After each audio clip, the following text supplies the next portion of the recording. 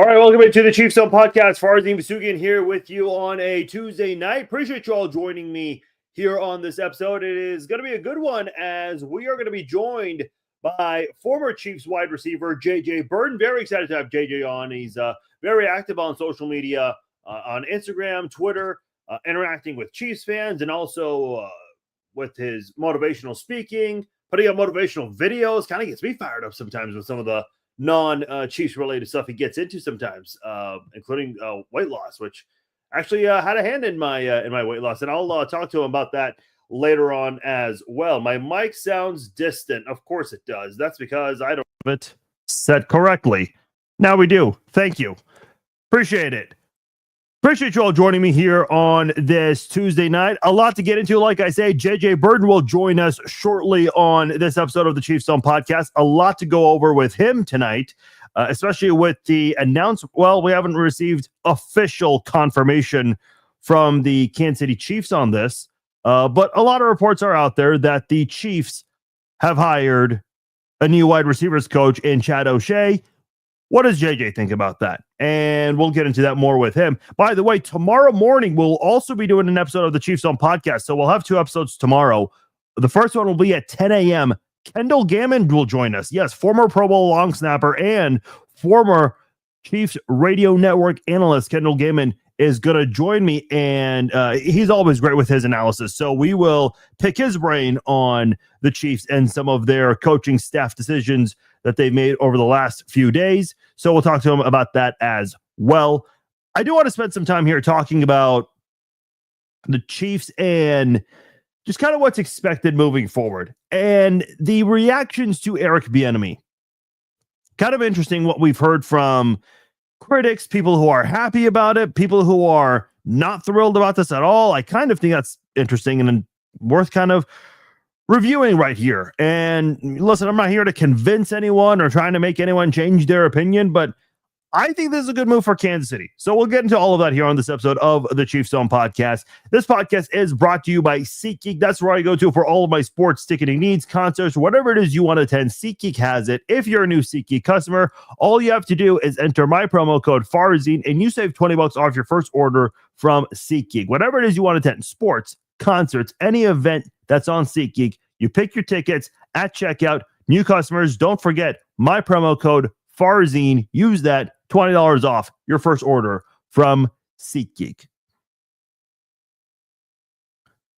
So here's my question for you guys, because we took some calls yesterday on this. Yesterday was a very busy, jam-packed show, and there were a lot of reactions to Eric Bieniemy.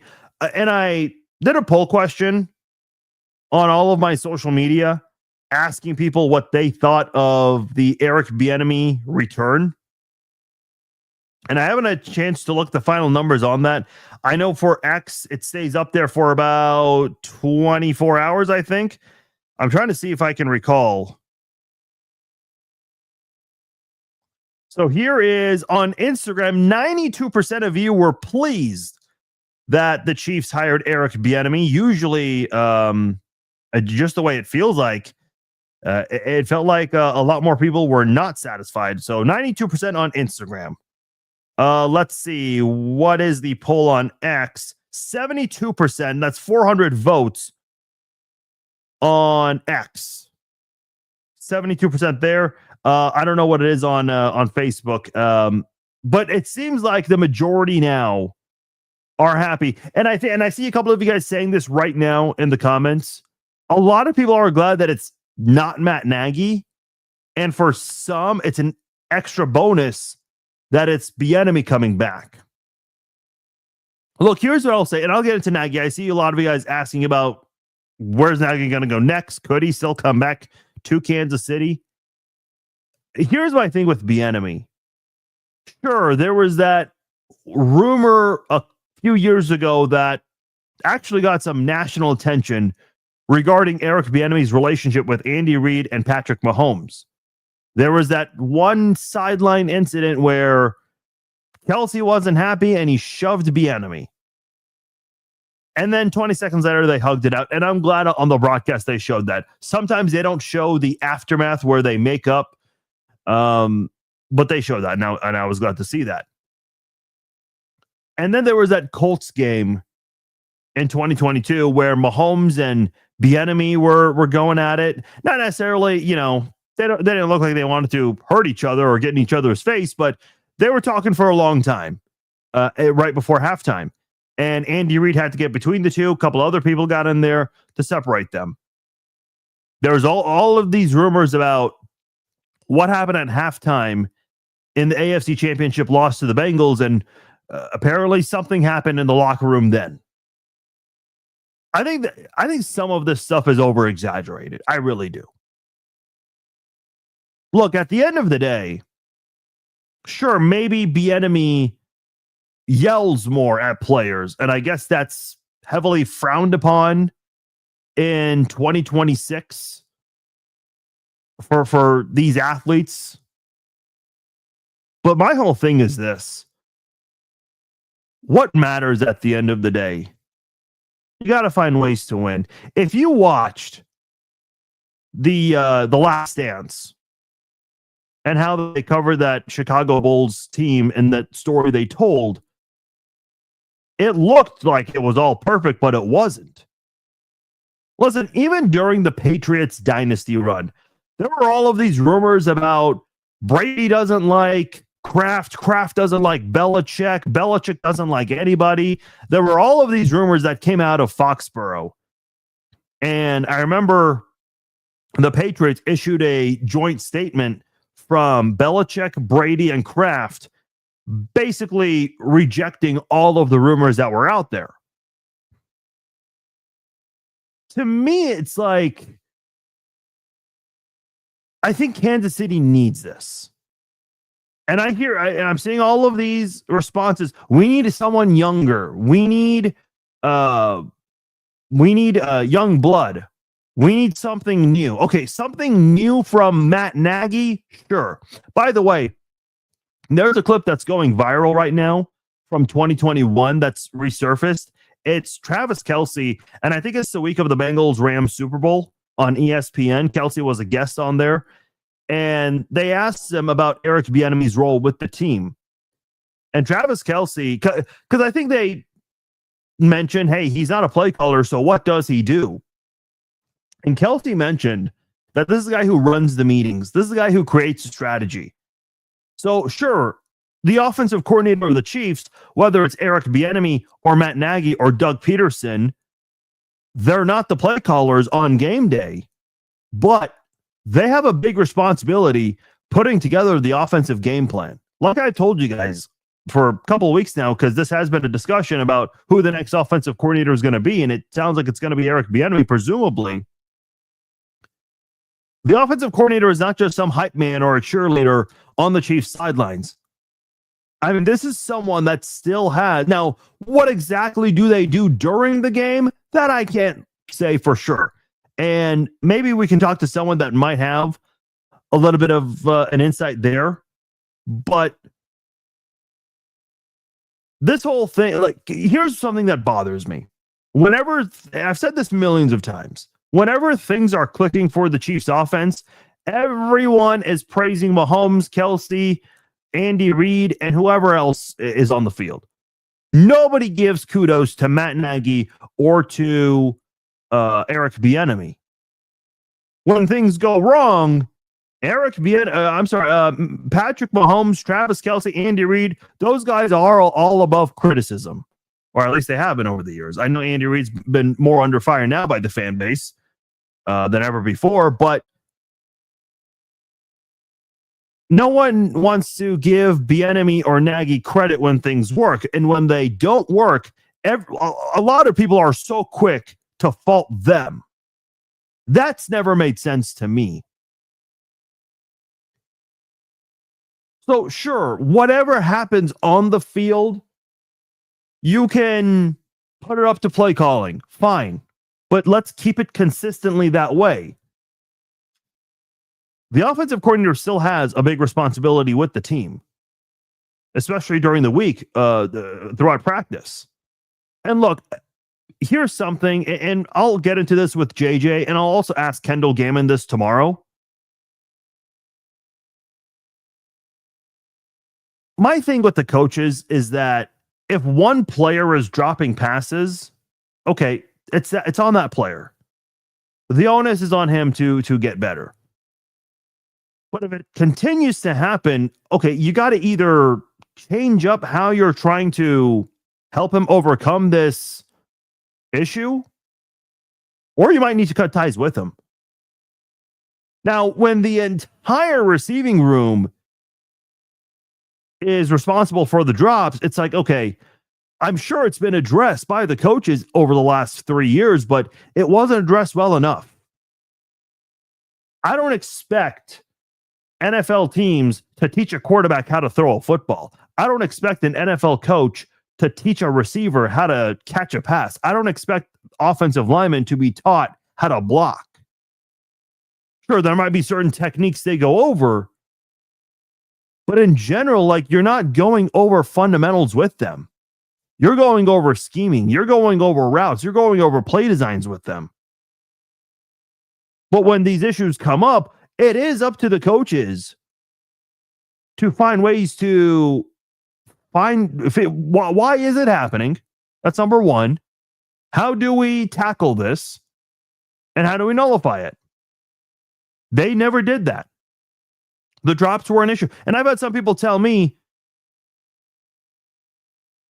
Farzine, you're not accounting for the injuries. No, I have. I've said many times on here, I can give Nagy and Embry a pass for last year because, man, how the hell do you lose wide receiver 1 and 2, running backs 1 and 2 for a majority of the season and overcome that?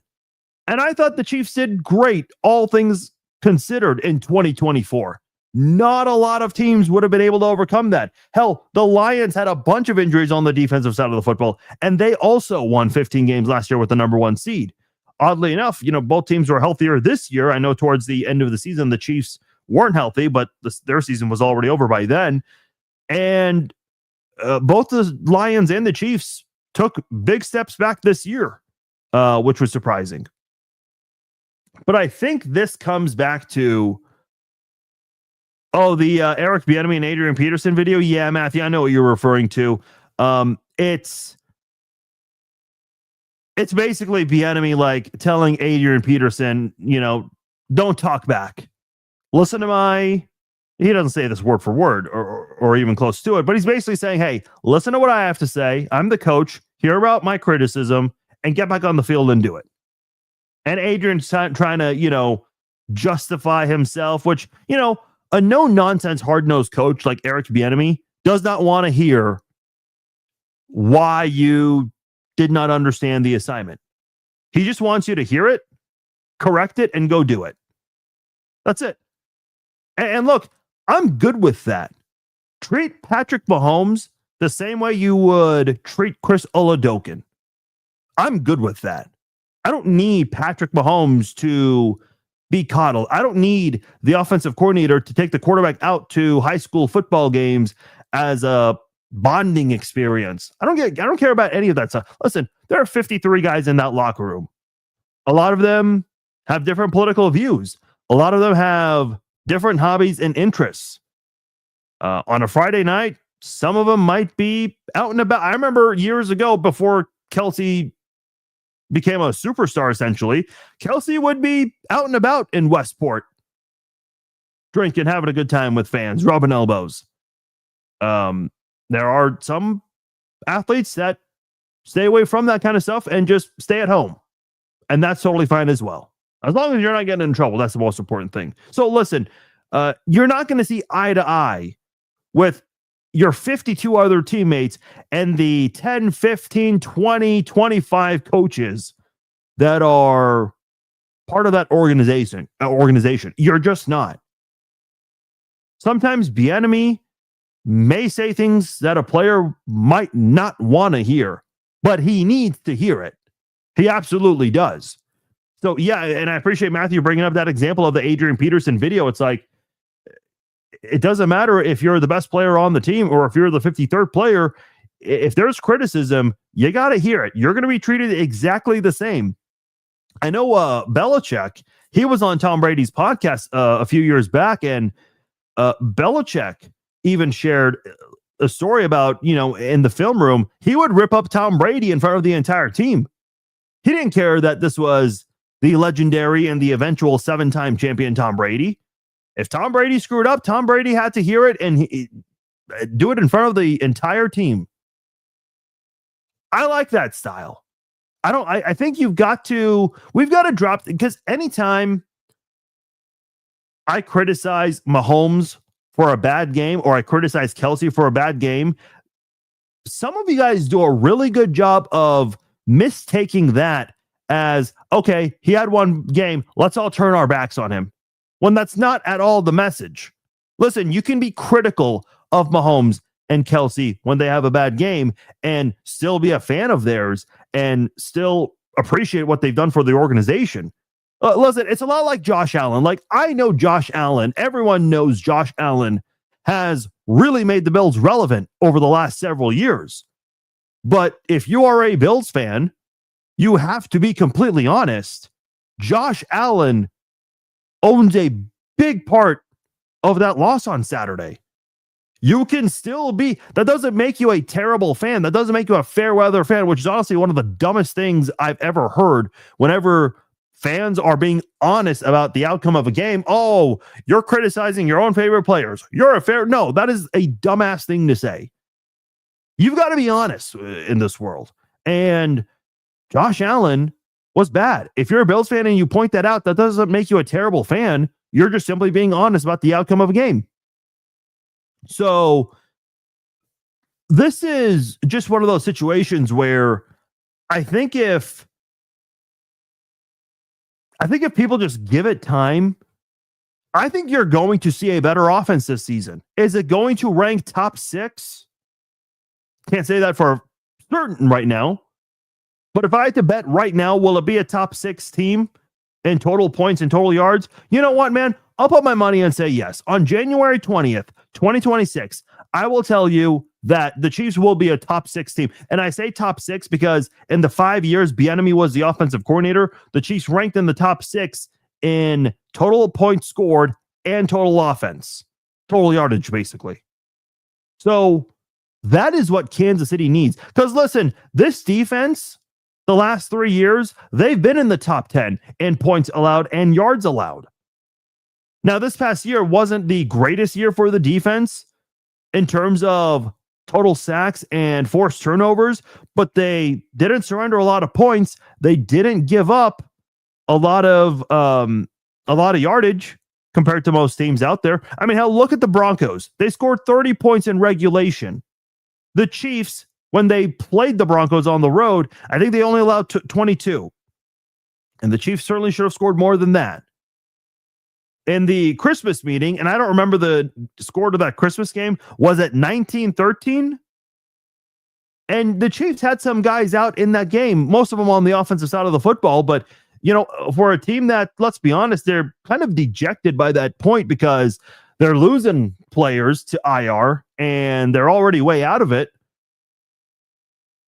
They still stood strong against a Broncos team that put up 30 in regulation against the Bills. So this defense is good. Now, there are concerns about the defense. And I know we have not spent much time this offseason talking about the defense. And I do think we are maybe letting that slide under the radar more than we should. This is a very concerning offseason for the defense. You have a lot of defensive backs that are about to hit free agency. And the one defensive back that's not set to hit free agency, Trent McDuffie, I mean, don't get me wrong, there are other defensive backs, but one of the very few might not be coming back next year. He might be someone who you trade away. And we can get into that later. But if the offense can step up, the Chiefs might have a top 5 defense and a top 5 offense this year. I truly believe that.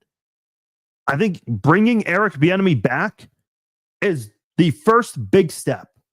Now, again, we have a lot of things to figure out. Obviously, I think Juwan Taylor's on the way out. I mean, that's going to save you $20 million in cap room for 2026. And the Chiefs right now are what? Close to $60 million, give or take? He's on his way out. The Chiefs have a lot of things they've got to figure out for the salary cap. And Jawan Taylor, unfortunately for him, he's a cap casualty. Mike Dana's probably going to be up there. Drew Tranquill may. Trent McDuffie may also be a cap casualty via a trade. So this whole thing with the Chiefs, they're bringing back a coach in which the offense thrived under. No, he's not the play caller. You don't have to. We've seen, by the way, it's not often, it's not very common, but we have seen non-play calling offensive coordinators get head coaching jobs before. Mike McDaniel got one, and he's right now a part of the coaching cycle that's receiving some interest. Kevin O'Connell was another one of those guys. So we have seen that in the past. It is possible to not be a play caller and still become a head coach in the NFL. So we'll see what happens with all of that with the Chiefs. We're getting some news here. Sam McDowell, and I think this has already been a rumor for a while, so it's not necessarily breaking news, but Sam McDowell is tweeting that there are two more departures from the Chiefs coaching staff. Mark DeLeon, I believe is how you say it. He's the assistant running backs coach. He's been fired.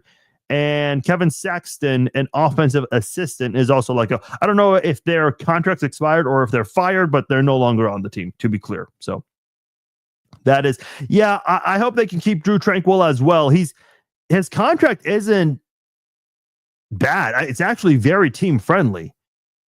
But my goodness, it's like the Chiefs for 2026, $62.7 million over the cap. I mean, you seriously need to figure out every penny, nickel, and dime if you're the Chiefs. That is never a position to be in. 62 million, man. 62.7 million. Remember when Matt Castle signed a $63 million deal in 6 years? 6 years, I should say. Steven says, I really wish we could keep McDuffie and Karlaftis. Karlaftis is going to be sticking around. McDuffie, look, just like Tyreek Hill, L'Jarius Sneed, and Joe Thuney, I don't want to see McDuffie wear another team's jersey, but we might have to be open to that possibility, realistically speaking. Matthew's asking, can they offload Jones? Maybe. Listen, Chris Jones, in his first full offseason with that new contract, he already restructured it. And keep in mind, this is a 5-year deal Chris Jones signed. Patrick Mahomes signed a 10-year extension. So restructuring Patrick Mahomes' contract, that's way easier up until to a certain point, and we are at that certain point right now. So it's going to be, look, I don't like to get into players' personal lives unless they reveal things. And Patrick and his wife, based off social media comments, I know Brittany from time to time does Q&As with her followers. She's opened up that they have 3 houses. They have 7 cars. And this was a couple years ago, so I'm sure it's more by now. She also said they have bodyguards, which doesn't surprise me. They also fly privately. If you follow them on Instagram, you know that they do fly privately. It is a very luxurious and lavish lifestyle. And I'm not, criticizing them for that. They earned it. But the things that they earned and are doing, they're extremely expensive. So how much of a pay cut is Patrick Mahomes willing to take? That is very important. I don't know. Chris Jones, same goes for him. I remember he was excited for Mike Dad. Chris Jones has been very vocal about getting this team to bring back guys like Frank Clark and Mike Pennell. Frank Clark, they didn't bring back. Mike Pennell, they did.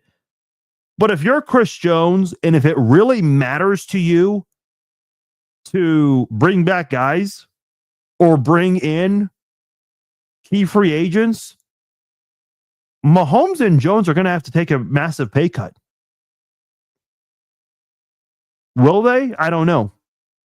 Because I always hear people say, oh, here's how you can fix your salary cap, cut this person and restructure these players' deals. Yeah, they have to agree to it. You can't just walk up to Mahomes and Jones and say, hey, we're restructuring your deal, end of story. No, that has to be a mutual thing. And look, I have no doubt Mahomes is going to do it. He always has every single offseason. I know a lot of people are wondering if Creed Humphrey and Trey Smith would consider a restructure. I don't know. To answer that specific question about offloading Chris Jones' contract, that is not going to be easy. Not one bit. It's a sticky look.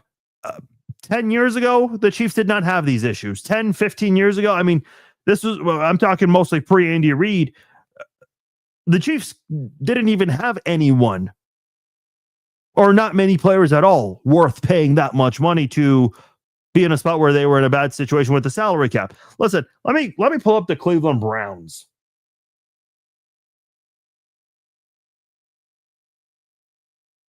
Because they paid a lot of money to Myles Garrett. But at the end of the day, where are they at? Okay, surprisingly, $24 million over the cap. Okay, that's not a great example. Okay, I'll use another one. The Raiders, because I know the Raiders just paid a bunch of money to Max Crosby last offseason. Who the hell are the Browns even paying? Okay, the Raiders are $82 million under the cap. Want to know why the Raiders are losing so much? Because they don't have anyone worth paying. The only guy that is worth paying on that team is Max Crosby. He's got a cap number of almost $36 million. Next on that list is Geno Smith and then Colton Miller, Jeremy Chin. I'm not going to lie to you all. I don't know who the hell Jeremy Chin is. I have to Google that name. But that's who they're paying. They're not spending a lot of guys on big names because they don't have many big names. Let me just quickly go back to the Browns. Who the hell are they paying? Oh, they're paying Deshaun. Okay, Deshaun Watson has a cap number of $80 million. That's probably why. Holy shit. Okay, Denzel Ward, David Njoku, Myles Garrett. Okay, all right. That's when the number starts to drop off after Joel Bitonio. Okay, it goes way down after that. Fair enough. Okay. The Deshaun Watson number, that probably is what does it. Neither here nor there. The point I'm trying to make here is there's a lot to figure out. Plot twist, Tyreek Hill comes back through a trade back from Miami and signs a team-friendly deal. Again, I don't want to get too much into players' lives. First of all, I think Tyreek Hill's getting cut. No one's going to trade for that contract that he has right now. Second of all, listen, we all know how many kids Tyreek Hill has from a lot of different relationships. Again, it may not be living the lavish lifestyle like Mahomes, or maybe he is. I have no idea. But I know he's got a lot of kids, and that is a lot of money. A lot of diapers.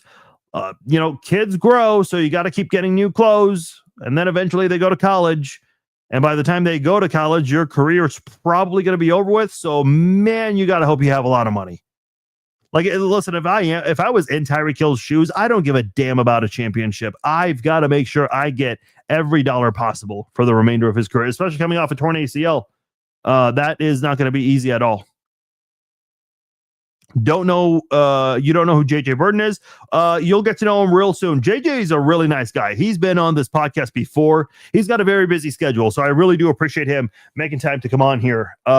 Super, super nice guy. And if you're not following him on Instagram, do so at JJ Birden. He's got a lot of great content, and he interacts with a lot of fans on social media. So I know not a lot of players or former players respond to fans often. He's one of those who does, and I'm not shaming anyone that does. I mean, if you don't, you don't. That's okay. I can't address every single comment on my social media. But by the way, while I'm on that topic, some of you guys expect me to be by the computer answering every single question.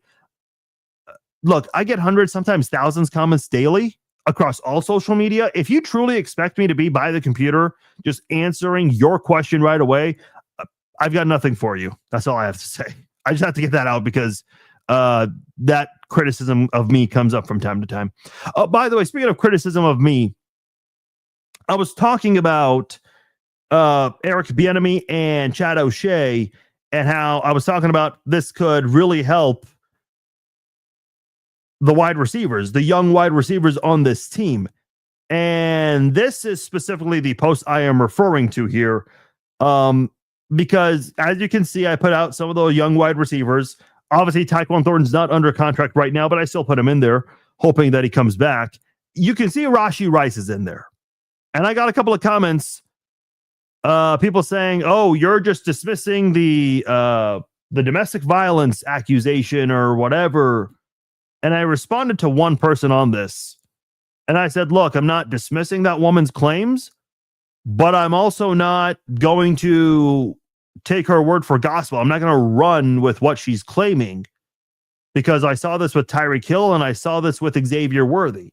We thought we knew what the story was. And once we got the bigger picture, once we got more evidence, once we got an explanation, it wasn't what we initially thought it was. So look, I'm not going to apologize for not believing in guilty before innocent. I'm just not.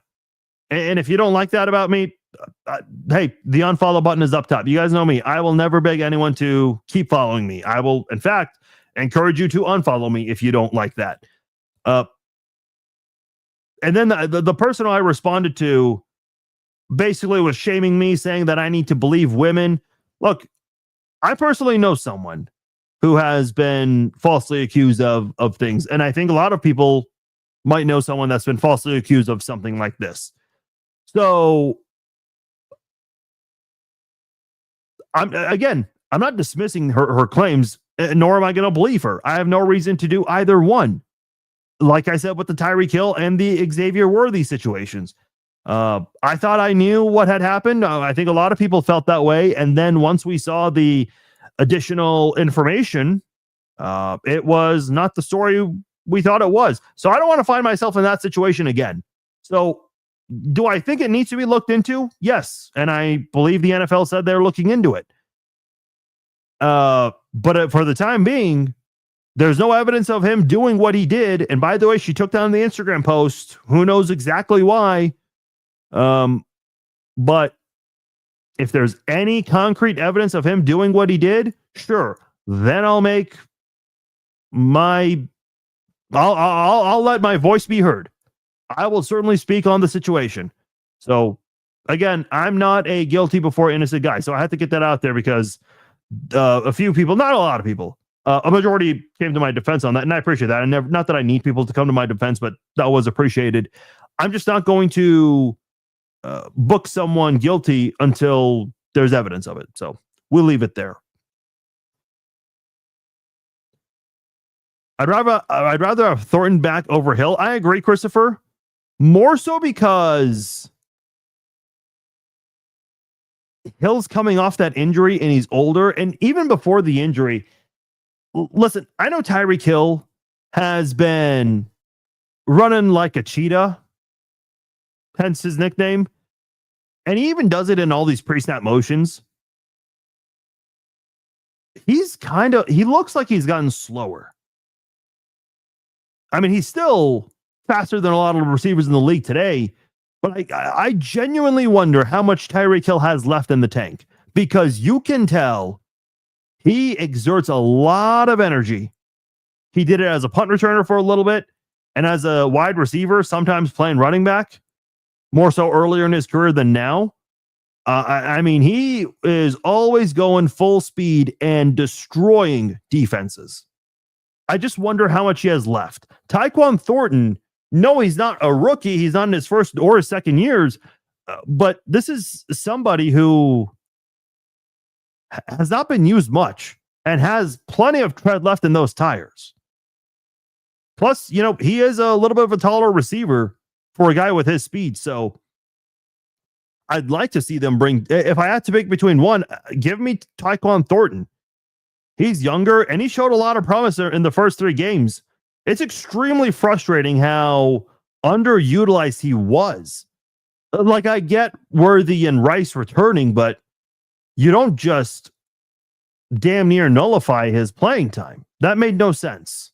Yeah, and he is cheaper. You're right, Brad. Yeah, that is for sure. Yeah, Steven, you're right. There's definitely chemistry between Patrick Mahomes and Tyreek Hill. And look, to be clear, I'm not against it. I just think Tyreek Hill's not going to play for cheap. He's not. I would be shocked if he did. I mean, if Travis Kelce comes back for cheap, if Tyreek Hill is willing to play in Kansas City for a cheap price, you have to win a championship this year. You absolutely have to, because you're really, at this point, it's like you're putting everything in, getting guys on cheap deals, team-friendly deals, just to get another ring. Boy, what a story that would be. But again, I recognize, even if you're going to be married to a multi-billionaire, guys still are not willing to play for a charitable cause in the NFL. They want to get paid. Bieniemy might prompt Travis to come back. He loves the coach. Yeah, you're right. And somebody was asking me this last night, and I'll be honest, that question kind of caught me off guard, because that's not something I even gave thought to, because I already predicted that Travis Kelce would return. I suppose this could only help. And look, I know they already recorded the podcast. I'm very eager to see if Travis Kelce acknowledges this news on his podcast tomorrow. I saw Xavier Worthy retweet the story from Bleacher Report that Bieniemy's back. Chris Jones also shared on his Instagram his excitement for Bieniemy coming back. Obviously, he does not play on offense, but still shared the excitement nonetheless. So I'm curious to see how the rest of the team reacts when this does become officially official. Hopefully that can be announced soon, because I'd like to hear Eric Bieniemy in a press conference. I'd like to hear Andy Reid as well, because I think there are a lot of questions about this move, more so positively than negatively. But I still think there are a lot of things I'd like to hear from both Andy Reid and Bieniemy, as we're presumably going to get a reunion with Eric Bieniemy here in Kansas City.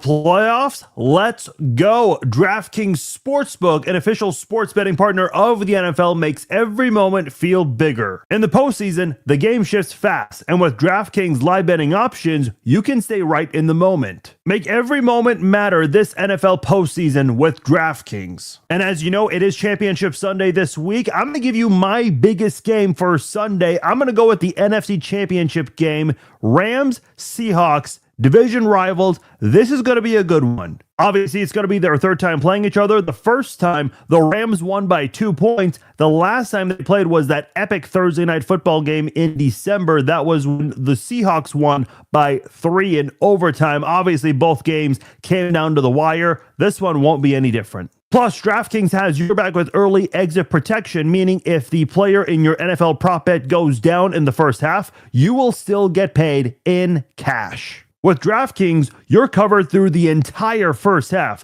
so why bet player props anywhere else? New customers, here's your shot. Bet just $5, and if that bet wins, you get $300 in bonus bets instantly. Download the DraftKings Sportsbook app and use my promo code ChiefZone. That's code ChiefZone to turn $5 into $300 in bonus bets if your bet wins. In partnership with DraftKings, the crown is yours. Gambling problem? Call 1-800-GAMBLER. 21 and over. Physically present in Missouri. Eligibility and restrictions apply. Bet must win to receive bonus bets which expire in 7 days. Additional terms at dkng.co/audio. Limited time offer.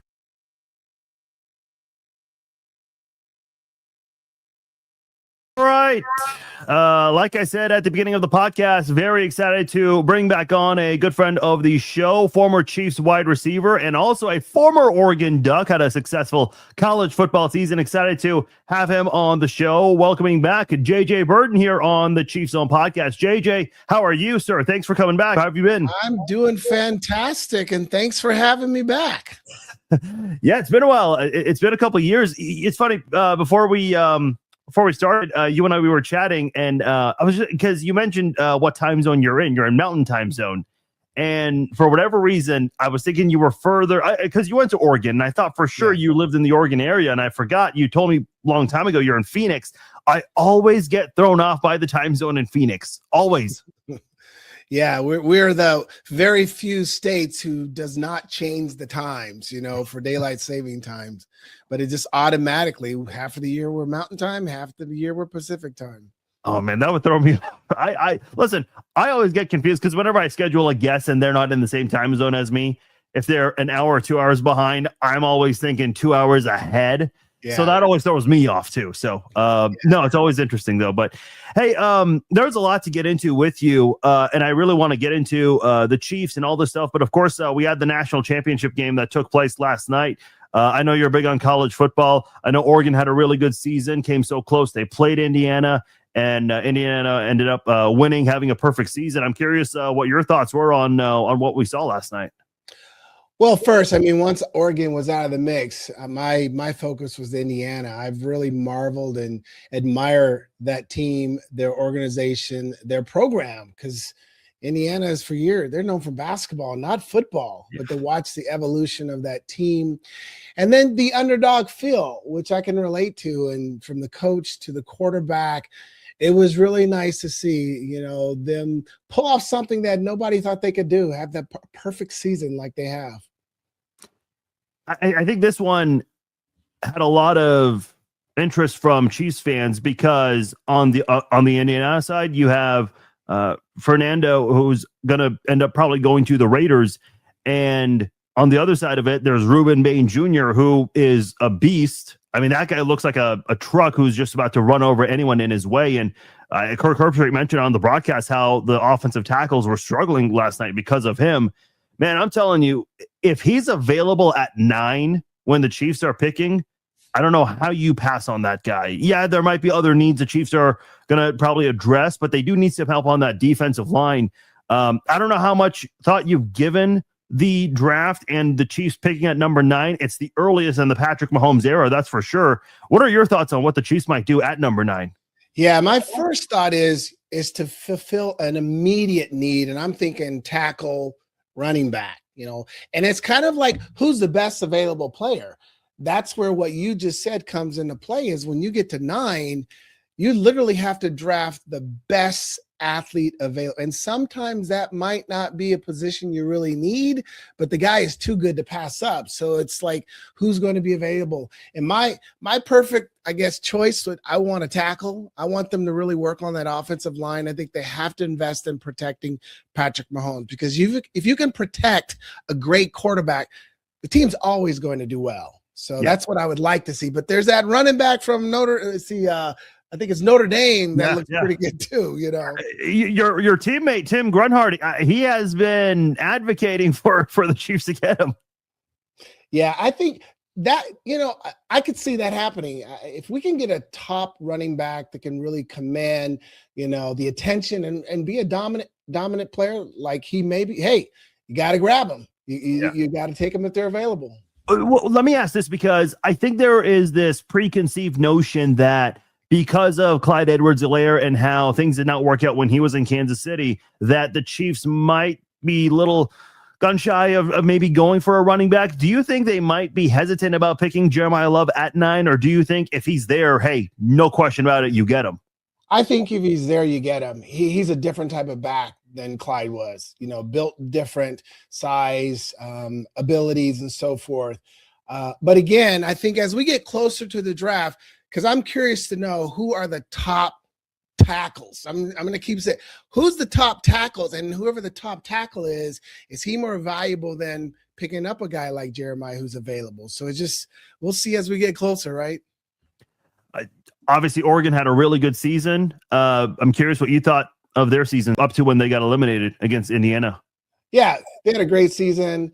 I was highly disappointed in their performance in the playoffs because last year it's kind of what we did. We had a great season, had a great record. We were ranked high, but then when it mattered, we didn't just not show up. We got blown out, and Indiana blew them out again. So I think the positive side is that every year that Dan has been there, they're just getting closer and closer to the championship. So hopefully next year is the year.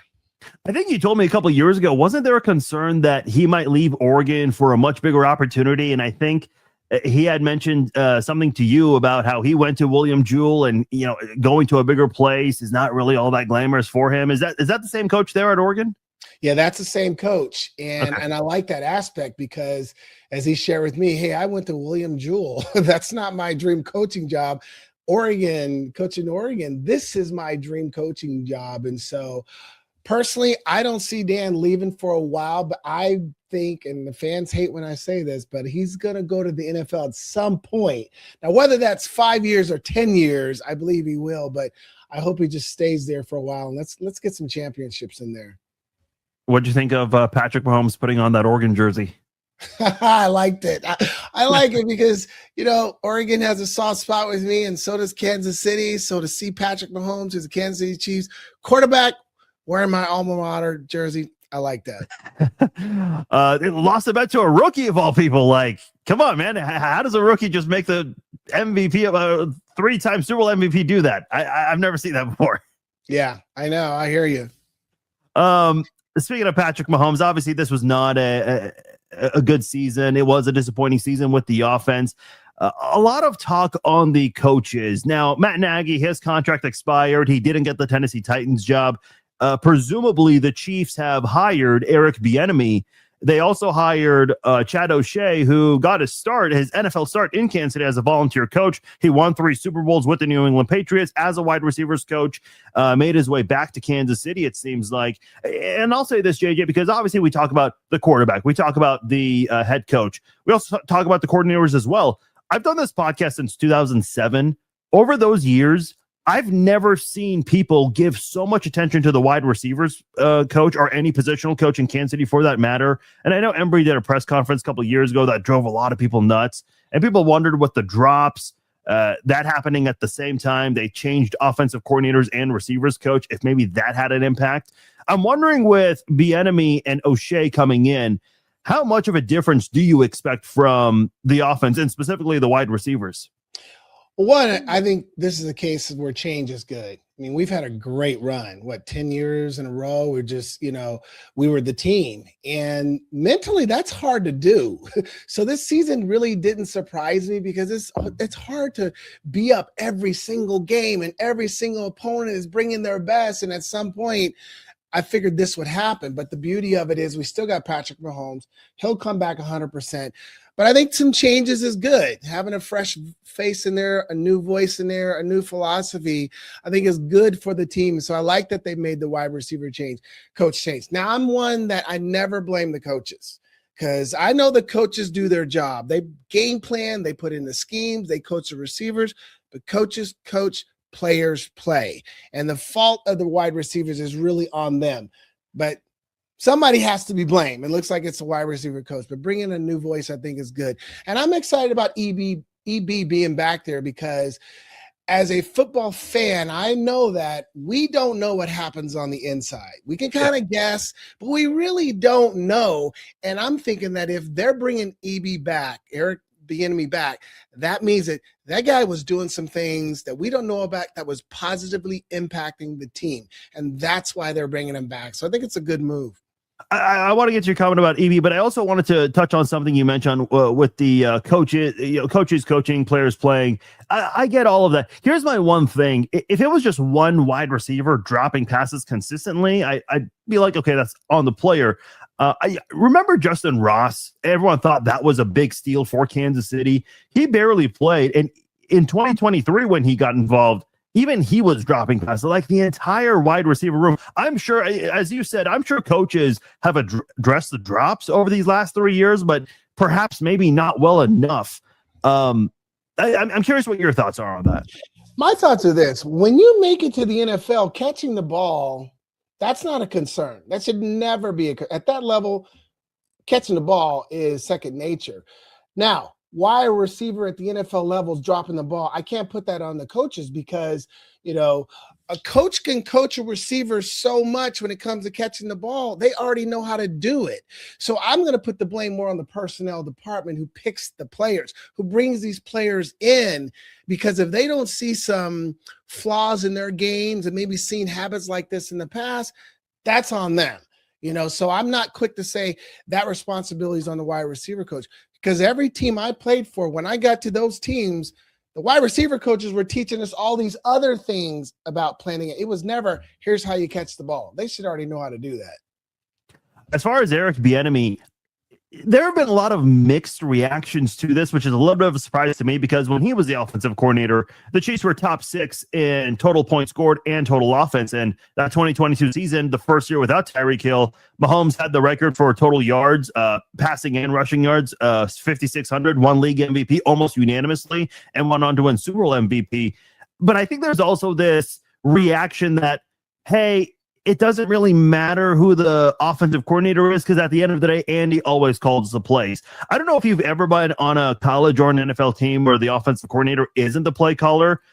Can you maybe pull back the curtain a little bit and explain how a non-play calling offensive coordinator, what their duties are? Because I think there's always questions among Chiefs fans as to what is Eric Bieniemy or Matt Nagy's responsibility under Andy Reid.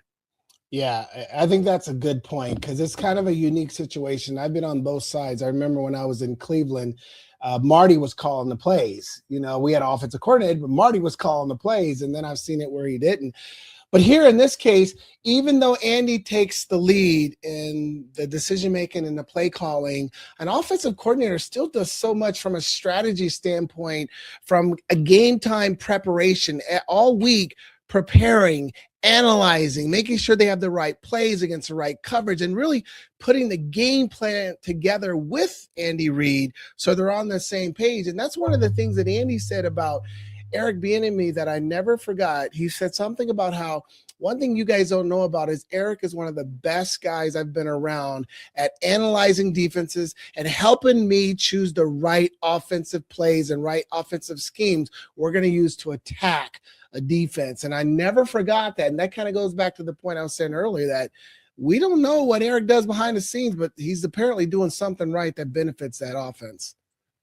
And I think the other part of it, too, is accountability. I know Mahomes mentioned that word. I know Chiefs fans have brought that word up a lot for a couple of years now because they feel like, and I know we've already gone back and forth on this with the weaknesses, the issues, and how that's being addressed. But a lot of people feel like Eric Bieniemy brings that accountability back.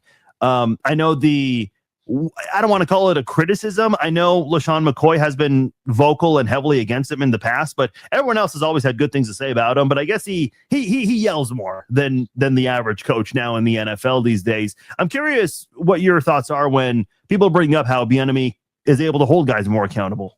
Yeah, he is. And he's walk the walk and he's talk the talk. He's a former player. He understands what it's like. But players do need to be held accountable to some extent. And I know we're in this new age where you can't be as hard on the players and they don't want coaches yelling at them. And, you know, the coaches who can find the balance and be able to hold players accountable, but then also praise them too, those I think are the coaches who have the right combination. And it sounds like Eric will get on players. He'll call you out. Yeah. But at the same time, he'll praise you. He'll encourage you. So I think he has a nice balance. But Chiefs, we need that. We really do because, you know, when you've been as successful as Chiefs have, that success can go to your head. It's easy to become complacent and become lazy in your day-to-day practices and performances and so forth. And I think Eric is going to give them that wake-up call, that resurgence that they need mentally to get us back on track.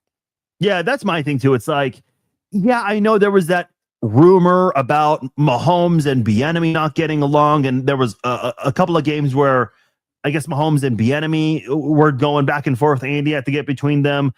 Kelsey, you know, lightly shoved Bieniemy at one point, and that was a big deal during a game. And 20 seconds later, they hug it out. Like, okay, I mean, they're around each other a lot. Sometimes, you know, people clash. I get it. I just think at the end of the day, it's like, you not only won a lot, but the offense was very successful, and there have been nothing but complaints about the offense the last 3 years. So I like the move. So I'm kind of surprised there are mixed reactions from Chiefs fans on this. I know. It's really interesting because I was thinking this morning, it's like, I remember when Eric was there towards the end, a lot of the Chiefs fans were kind of like, you know, on him. Oh, we don't need him. They should let him go. And then he leaves. And then I saw over the last year that everybody's like, they need to bring EB back. And then they bring him back. And then some are happy and some aren't happy. It's just like, okay, make up your mind, fans. Yeah, I'll say this, like Spags and EB, I'd love it if they wore the red and gold for the entire run as coaches. But as a fan of football, I always wanted EB to get a head coaching job. I thought it was really weird he never got that. Do you have a theory as to why he never got a head coaching job?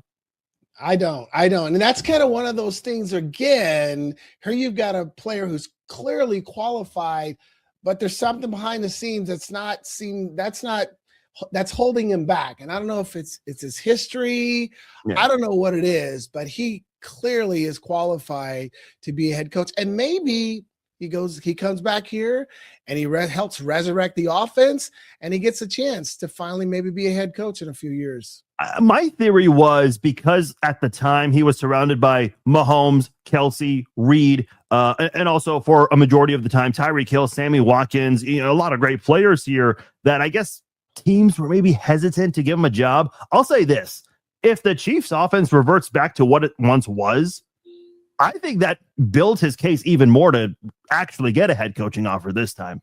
Yeah, I mean, I hope it doesn't happen because I'd love him to stay longer, but right. I can see that happening. Yeah, I agree. And what an opportunity he has to kind of silence the doubters, as he's now back with the Kansas City Chiefs. Obviously, Patrick Mahomes coming back from that knee injury. Not that there's ever a good time for an injury, but I guess kind of like Bo Nix right now, I guess there might be some concern as to what his availability will be like in the offseason and next season as well. Whereas for Patrick Mahomes, because of the length of a torn ACL recovery, it's expected to be 9 months. So it's going to be right around week 1. They're going to need a quarterback for OTAs and for training camp. We don't know what Mahomes' availability will be like. If there's that slim chance he happens to be ahead of schedule, he might be there, but I don't think the Chiefs are going to even allow that because why risk it? What are your thoughts as to whether or not he could play for that week 1 game, whichever that exact date will be, which we'll find out in a few months? What are your thoughts? Well, it's a good question because you're talking to someone who tore both his ACL ligaments, year 1 and year 9. I recovered. The first one took me about 14 months. The second one took me 10 months. So my thought is, with today's technology and rehab and just how they recover from these surgeries, I personally think he's going to be ready day 1. I really do, because I know how he's going to attack rehab. I went through it myself. Now, obviously, they still have to prepare for the fact that what if he's not ready? So they got to pick up that solid backup.